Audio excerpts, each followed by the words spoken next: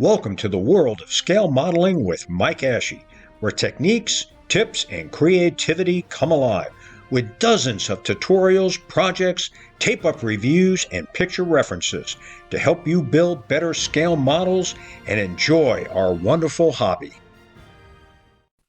Welcome to episode 13 of Building and Detailing the Monogram Revell 148 scale B-25J. In this video, I'm going to show you how I do my masking, and we're going to prime the model. This video is a little bit longer than I'd like, but I thought it was important to show you my masking techniques. Let me give you a quick tour and recap of the minor things I've done to prepare for the next step, which is to mask all the openings and go ahead and airbrush it with new primer. Do one more check for flaws and fix those flaws if I find any, and then give it the final, start painting the final coats of paint on there. One more thing that I'm going to do is, once I prime it, these openings here, which are very, very shallow, and I may not even have to do anything to them, around the connection, wing connection to the fuselage point, is to add a little bit of white glue, which I'll contour. I'll work in small sections at a time, and if I have to, I'll demonstrate that here and on the other side, and then possibly, depending on how it looks, back here I may contour some white glue back here. So, but we'll get to that a little bit later. So what I've done is all these openings that I had sanded smooth have now been touched up with the interior paint here, here, here, here, and so on. And I touched up around this area too, the opening where the forward landing gear is. And then I'm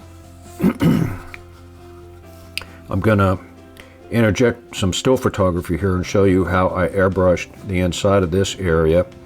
And then when that was done, I just put a little bit of the interior color around the lip openings of the landing gear bays. And then I did the same thing on top. Put a little bit here, a little bit here, and a little bit here, and here, and back here. So with that, and this old roll of tape here works really, really good. I've got a lot of these kits, so I pulled out two of the main landing gears so that they can be installed, and I will show you the weight and balance on this nice kit. I think it's going to turn out really nice so far, and a little bit of a surprise coming up, and I'll talk a little bit later about what color I'm going to use and the decals. And there we go. It sits quite nicely. Got more than enough weight in the nose here to compensate. So we're in pretty good shape, and so I'm gonna remove these for a little bit, and we'll go from there. And when I airbrush it, I'll do the top first and the back here area, and then once all that's dry, then I'll be able to flip it over on this tape and do the same thing on the underside.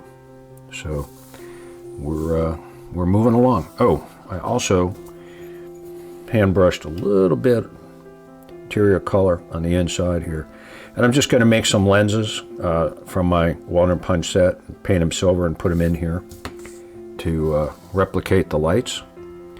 So we're moving along quite nicely here. Just a quick recap on how I got the wings to fit into the fuselage so tightly. In part 1, I showed you how I inserted these two spacers onto the wings to stretch them out just a little bit so they would fit real tight. When I glued the wings onto the fuselage, it was a perfect fit. Here's how I masked the openings for the landing gear bays. I used liberal amounts of tape so I wouldn't get any of the interior color onto the surface of the model. This is what I've accomplished so far. And this is the technique that I use. I will outline the openings with thin strips of masking tape. You can see here on the Bombay. And then I stuff the openings with tissue and use that as a platform to apply larger strips of masking tape. So there's tissue under here and there's tissue under here. And you can see there's some tissue in here. And I'm going to go ahead and close this off. And it's okay for the strips to hang over the edge as long as they don't touch the surface. They're good. And that piece right there, we'll just fold that back a little bit and we're in good shape. So I'm going to go ahead and I'll see if I can demonstrate this. And I take these strips of masking tape and I carefully put them over the openings. Sometimes it takes several strips.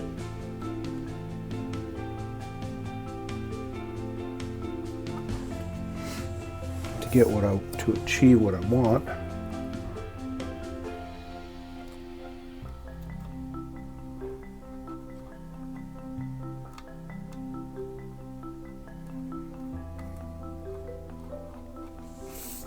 And I've got a little bit right there. I'll go ahead and use this last piece to get this down. Okay, it is sealed and we're looking good here. So we'll go ahead and do the same thing on the other side.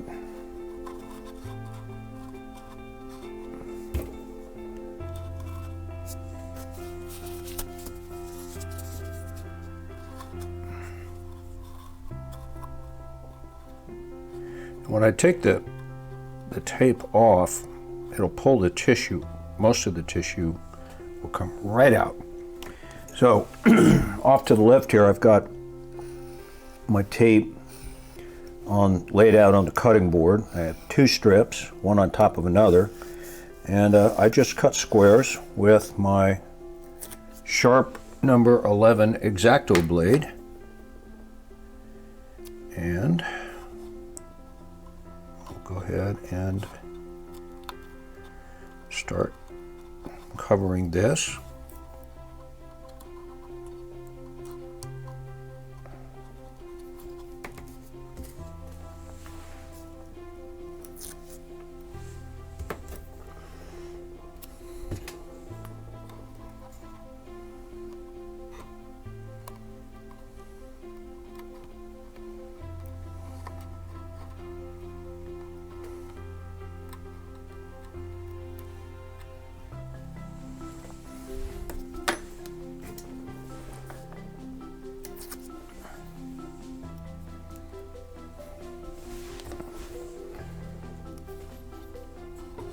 Looks like I'm going to be able to get it with 3 sections here.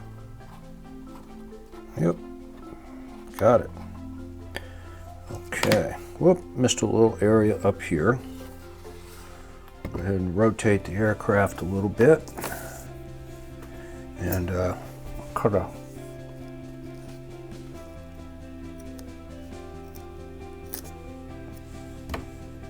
have a smaller piece that I cut. It was a little hard talking with the pointer in my mouth. Okay, we're looking pretty good here, moving along. And we'll go ahead and get a fresh piece of tissue, and we'll start on the Bombay.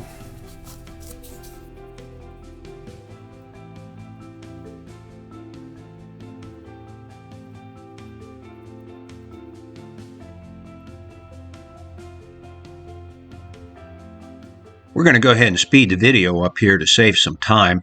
But again, I thought it was really important for you to see how I fully masked this model.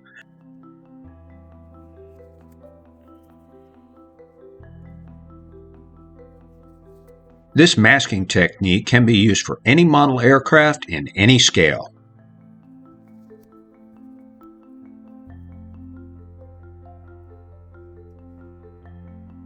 I'm going to take a break here, turn off the camera so that I can set up some more masking tape, and then we'll proceed with larger cuts to cover this opening. I went ahead and masked half of the bomb bay, and I'll demonstrate to you how I complete the masking.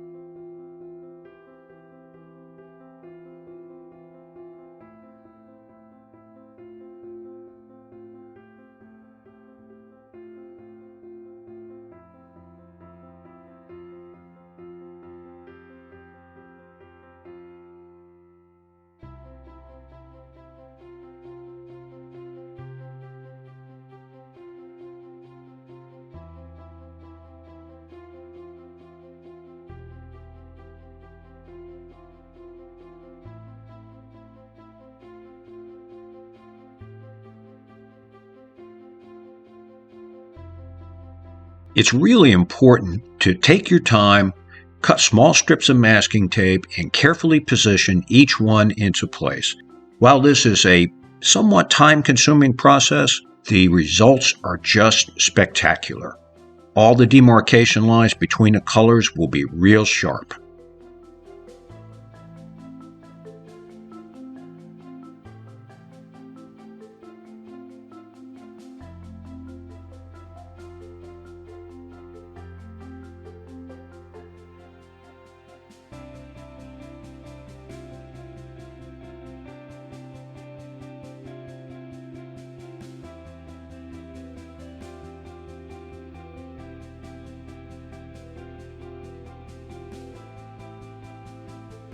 What I'm doing here is checking the fit of the tape against the outer edges of the bomb bay.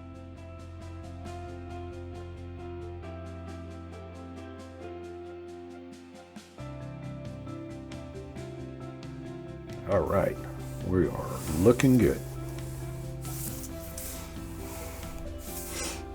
So I'll go ahead and use the same procedure, and I'll put masking around here, and then carefully put tissue in here, and then cover the opening. Do the same thing here, here, here, and back here. I've outlined the cockpit and the upper turret opening with thin strips of masking tape. And I've got, of course, the tissue stuffed in the turret opening, and now I'm working on cockpit. I want to go slow, and so I don't damage anything. Here again, I'm speeding up the video a little bit in order to save some time. And my sincere apologies when my head gets in the way of the video.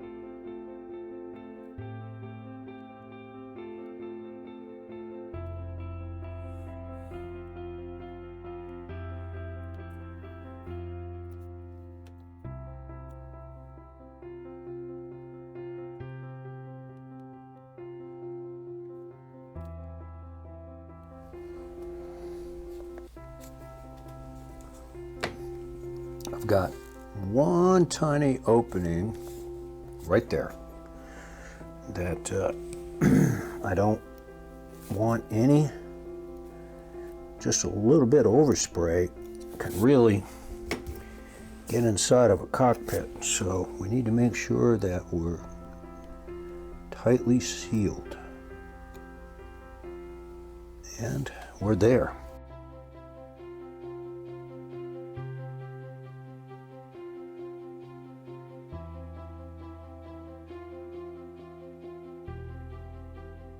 All the openings have been sealed and masked tight, and now the next step is to prime the model.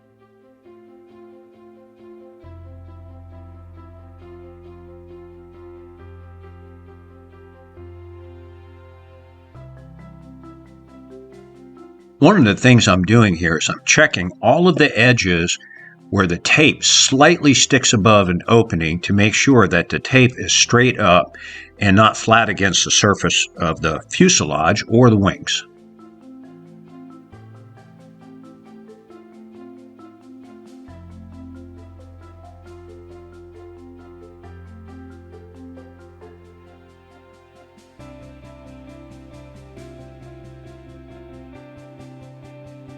What I've done is I mixed some flat gray, dark gray paint, and I went ahead and used that as a primer base to check everything, and the aircraft looks pretty good. So we are ready to go ahead and begin painting it. I'm going to do the small parts first, as I mentioned. Got a little bit of a scrape there, but that's okay. That'll disappear once I